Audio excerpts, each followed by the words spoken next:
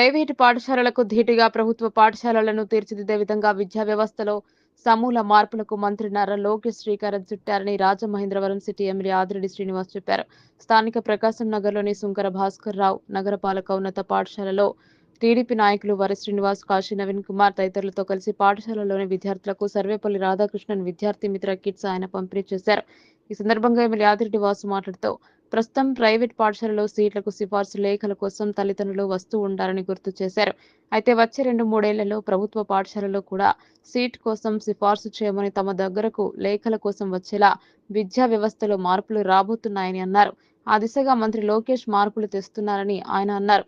గతంలో ఇచ్చిన విద్యా కిట్లకు ఇప్పటికీ ఎంతో తేడా ఉందని ఎమ్మెల్యే వాసు చెబుతూ గతంలో జగనన్న బొమ్మలు ఉండేవని, ఇప్పుడు పాలకుల బొమ్మలు కాకుండా రాష్ట్రపతిగా చేసిన ఉపాధ్యాయుడైన డాక్టర్ సర్వేపల్లి రాధాకృష్ణన్ పేరుతో ఆయన బొమ్మ వేసి కిట్లు ఇప్పుడు ఇస్తున్నామని అన్నారు.